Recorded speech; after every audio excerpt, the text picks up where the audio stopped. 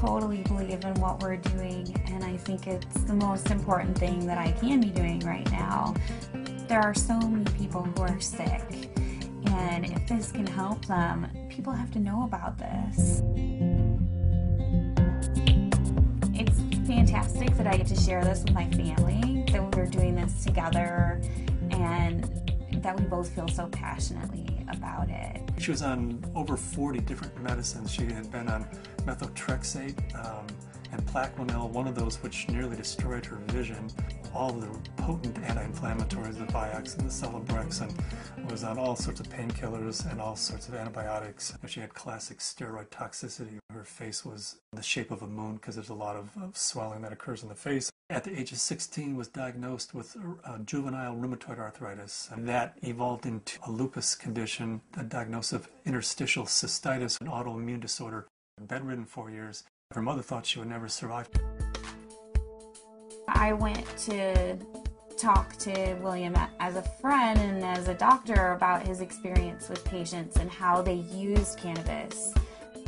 Seeing what the juicing did for me, using it in this form, was so significant. It changed my life. About 4 to 6 weeks after I started on juicing every day, I had no more back pain. I didn't need pain pills. I felt the best I ever had. A lot of people think cannabis and pot are not medicine.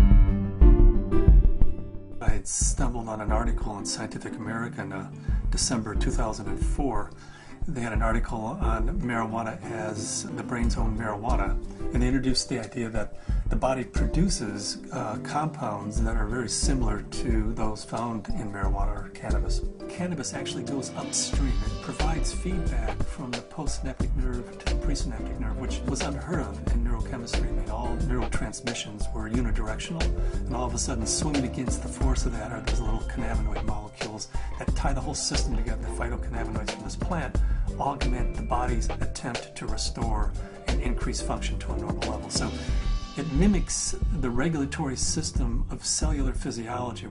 And recently the Food and Drug Administration has approved of CBD, which is a cannabinoid like THC, one of 80 cannabinoids. The federal patent compares vitamin C, vitamin E, and CBD, or cannabidiol. CBD turns out to be more potent than either of those two. The thing that I warn my patients of is, if you're going to be juicing this flower and this leaf, and you're going to be doing this high-dose, non-psychoactive cannabinoid dietary approach, please do not heat it.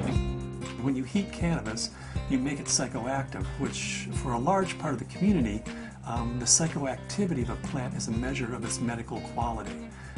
But it's really quite the inverse. If you heat or age cannabis in any way, you're destroying some of the medicinal properties of it. To use the plant effectively, we have to use it the way it evolved over 34 million years, which is raw. Because when it's raw, the THC is bound up as THC acid.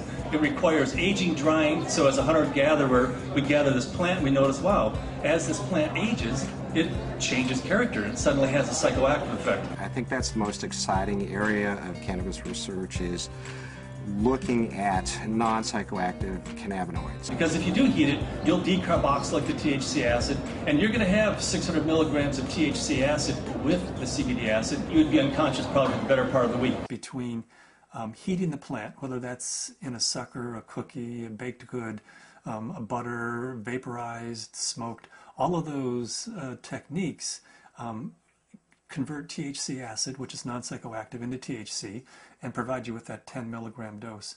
But if you eat the plant raw, then THC acid is the way it's found in the plant. It's not psychoactive. The juicing allows you to get up to the 500 to 600 milligrams, which is 60 times more than you could tolerate if it was heated. This treatment is not psychoactive. People don't have to be stoned when they take it. They can take it and go to work. They can take it and play with their kids. It's hard for me to understand laws against something like green leaf therapy and to think that prednisone is legal. We're still fighting the stigma of marijuana back from the 20s, 30s, 40s, 50s. I was a prosecutor for 8 years in Mendocino County, so I know it from both as a defense attorney and as a prosecutor. The 1972 Controlled Substances Act said that marijuana has no medical value whatsoever. The federal government has a patent on its medical properties. The Food and Drug Administration has approved of it as investigative new drug. I have not found the United States to be very open about cannabis research. In order to print an article in a peer-reviewed journal, you have to use cannabis that they've certified for your study. And there are physicians who have waited 3, 4, 5, 6 years, some even longer than that, to just get a sample. The federal government's been kind of schizophrenic in the way it looks at marijuana. It says it has no medical value under that act, but at the same time, the federal government has been funding research in marijuana for years, for decades. And they've even patented certain strains of marijuana because they recognize it has that medical value. The California Narcotic Officers Association does not believe in medical marijuana. They believe it's all a big scam, and that's how they train law enforcement officers. Law enforcement is allowed to take a percentage of all assets that are forfeited and seized under the state and federal asset forfeiture law. So it takes the really enlightened and compassionate law enforcement officer to recognize that these medical marijuana laws are designed to protect patients. I was trained when someone had marijuana, you took them to jail. There wasn't a medicine use for marijuana. It's an illegal substance, and people went to jail for it. In 1996, California took a huge leap.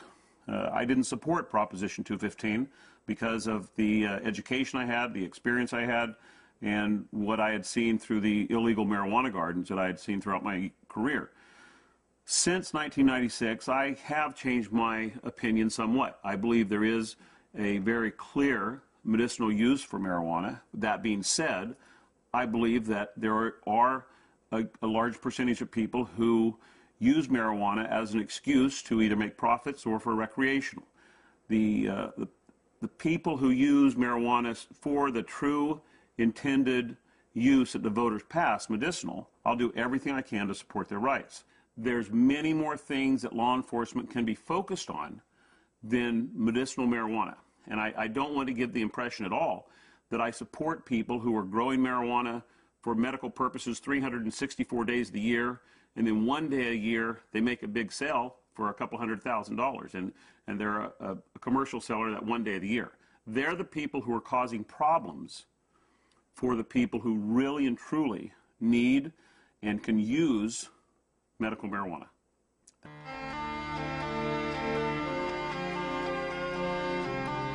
Terrifying, to be told as a parent that your child does have a tumor in her brain. It took 24 hours in the operating room. They gave us a 10% chance of survival with treatment. The Oakland Children's Hospital, where they called me and they said they had a baby who they were discharging home. This baby had completed all treatment that would be useful for it, had a brain tumor,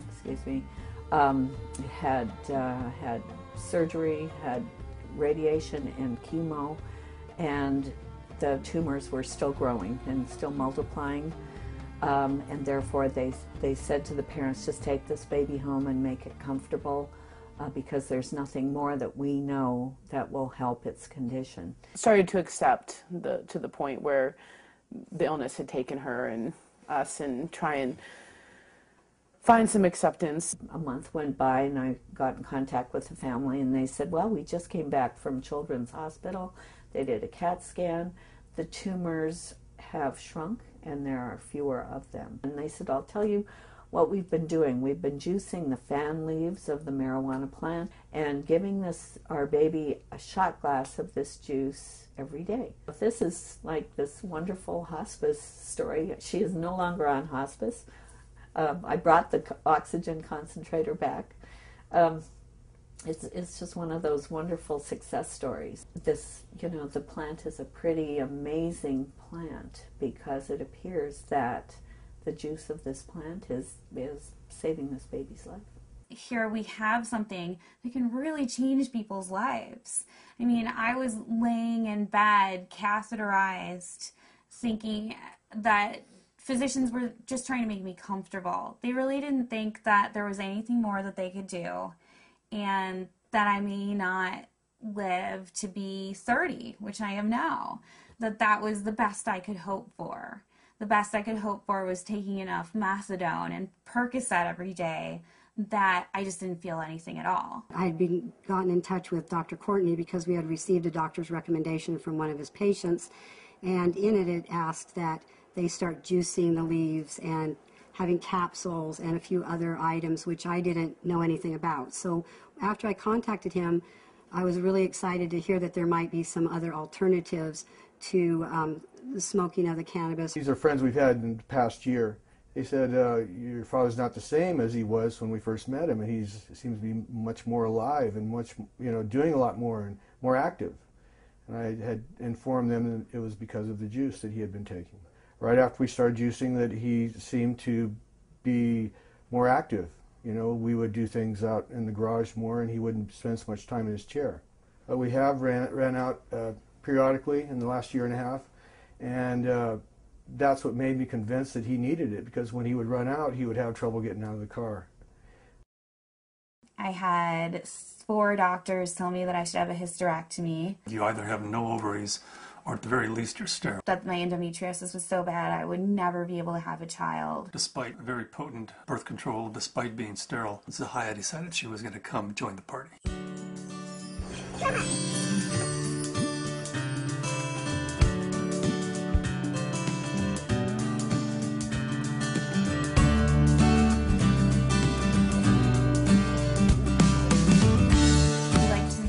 Ourselves by being extremely scientific, and people know that if they're going to come to us, they're going to have to go through a lot of hoops, but they're also going to get the most up-to-date scientific knowledge on this subject, and they're going to see a physician who's an expert in the field of non-psychoactive cannabinoids, and there are plenty of people that want that and are looking for that. We opened our 5th office in Luxembourg. Their government is really sympathetic and open. There's an international group studying autism and CBD in Luxembourg. There's a physician there who's writing cannabis scripts who's also a senator, and we've been working with him, Senator Columbera. The government may be actually funding experiments in a research center using cannabis, in large part because of Dr. Courtney's work with non-psychoactive cannabinoids and Senator Columbera's work with cancer patients. There are now facilities for testing plants, and there's been more progress made in the last 5 to 6 months. A new strain in from Spain called Cannatonic, 6.9% CBD. That's a 700% increase over Northern Lights, which is our previous high producer. I would like to find strains that have all of the cannabinoids present in an amount that's useful.